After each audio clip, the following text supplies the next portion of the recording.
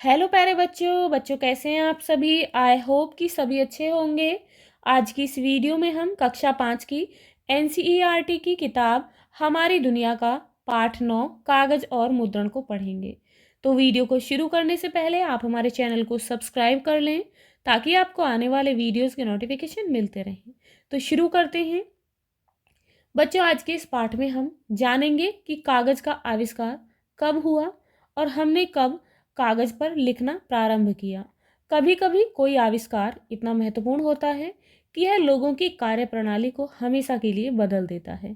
ऐसा ही लगभग कब हुआ? 2000 वर्ष पूर्व हुआ, जब चीन में कागज का आविष्कार हुआ। तो कहाँ पर हुआ था कागज का आविष्कार? चीन देश में।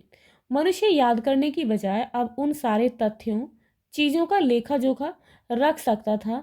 इस लेखे को वह कहीं भी अपने साथ आसानी से ले जा सकता था।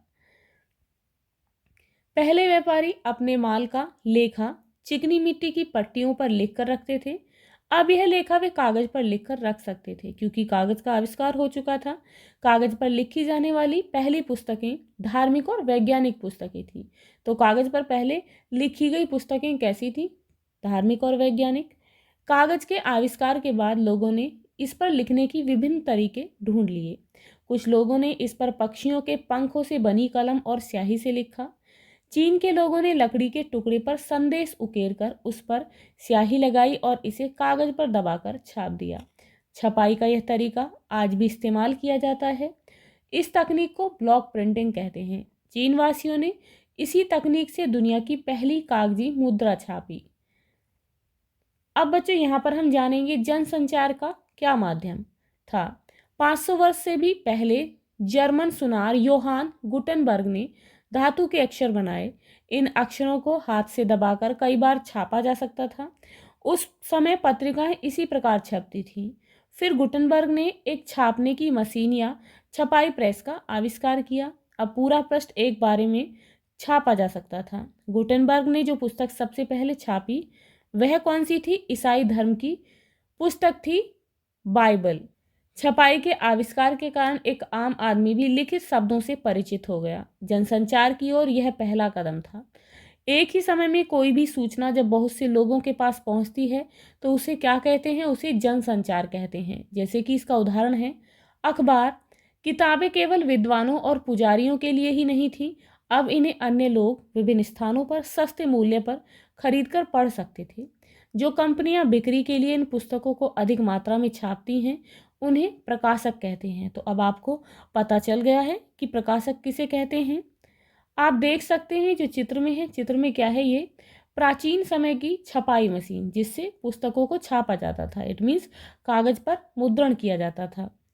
पते की बात यह है आधुनिक समाचार पत्र का जन्म। छपाई के आविष्कार के बाद समाचार पत्र छपने लगे। इससे जनसंचार का एक महत्वपूर्ण साधन शुरू हुआ। हमारे महान स्वतंत्रता सेनानी समाचार पत्रों द्वारा अपने विचार जनता तक पहुंचाते थे। महात्मा गांधी ने यंग इंडिया पत्रिका और हरिजन समाचार पत्र का संपादन किया। तो किसने किया यंग इंडिया और हरिजन समाचार पत्र का संपादन? महात्मा गांधी ने। संचार के लिए आविष्कार। आदिमानव ने गुफा की दीवारों पर औजार से खरोंच कर चित्र बनाए। फिर चिकनी मिट्टी की खोज और लोगों ने मिट्टी की पट्टियों पर लिखना शुरू किया। आप देख सकते हैं चित्र में पंख की कलम से कागज पर लिखा जा रहा है। लिखने के लिए पहले पेन बांस से बनाए गए। लोग बांस के टुकड़ों को एक तरफ से नुकीला बनाकर उसे निब का आकार देने के काटते थे। पक्षियों के पंख से बनी कलम सबसे प्रचलित कलम थी। इसका प्रयोग लगभग 1000 वर्षों तक होता रहा। बत्तख और हंस जैसे विभिन्न पक्षियों के पंख से ही इस प्रकार की कलम बनती थी। एक चीनी दार्शनिक ने 4000 से भी अधिक वर्ष पूर्व स्याही का आविष्कार किया।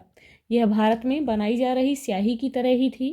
भारत में प्राकृतिक रंगों को बनाने की एक लंबी परंपरा है। भारत में ये रंग नील, हल्दी के पौधों, पलाश के फूलों इत्यादि तथा लोहे और कांसे जैसे धातुओं से बनते हैं। साधारण पेंसिल का प्रारंभ कब हुआ? क्या तुम जानते हो जिस पेंसिल का तुम प्रयोग करते हो इसका आविष्कार 500 वर्ष पूर्व हुआ था। कब हुआ था? आज से 500 वर्ष पूर्व। इंग्लैंड में ग्रेफाइट नाम के नर्म पत्थर की खोज हुई। ग्रेफाइट आप देख सकते हैं, इससे कागज पर लिखने और चित्र बनाने के लिए प्रयोग में लाया जा सकता था, परंतु ग्रेफाइट बहुत नर्म था। लिखते समय जल्दी ही टूट जाता था। फिर इसे लकड़ी के 2 टुकड़ों के बीच बांधकर प्रयोग में लाया गया। यह तरीका आज भी अपनाया जाता है। आज ग्रेफाइट को और अधिक मजबूत बनाने के लिए इसमें चिकनी मिट्टी मिलाई जाती है। तो आप देख सकते हैं ये जो पेंसिल के अंदर काला पदार्थ होता है जिससे हम लिखने का कार्य करते हैं, इसे ग्रेफाइट कहा जाता है। पेन का प्रारंभ कब हुआ? मनुष्य ने हमेशा अच्छे पेन और अच्छी स्याही बनाने के प्रयास किए हैं। पंखों वाले कलम के बाद बॉल पॉइंट पेन के आविष्कार से पेन से स्याही निकलने का खतरा भी नहीं रहा। 1960 में फेल्ट टिप पेन या फेल्ट पेन का आविष्कार हुआ था।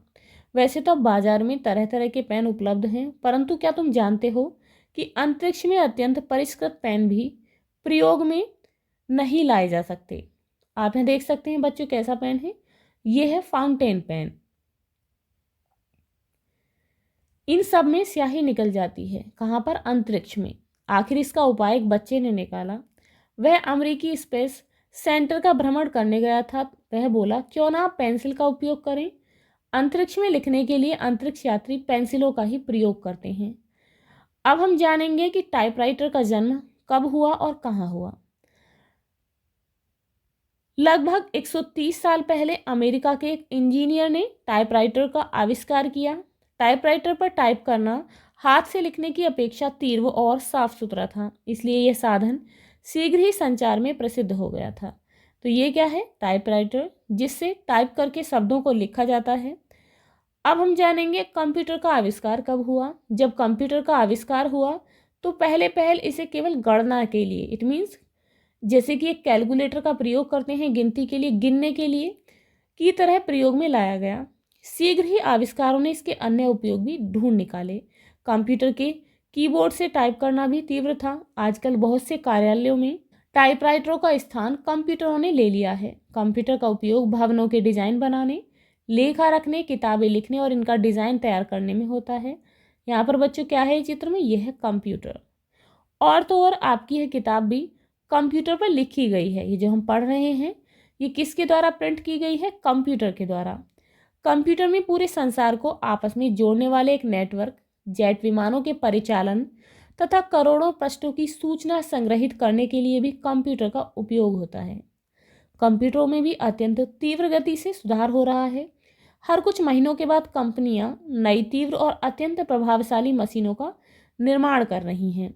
क्या तुम जानते हो अमेरिका और यूरोप की कंपनियां कंप्यूटर के प्रोग्राम बनाने के कार्य के लिए प्राय भारतीय कंप्यूटर इंजीनियरों को नियुक्त करती हैं। तो बच्चों ये था आपका पाठ। इस पाठ के क्वेश्चन आंसर के वीडियो का लिंक डिस्क्रिप्शन बॉक्स में दिया गया है, आप वहां पर जाकर वीडियो को देख सकते हैं।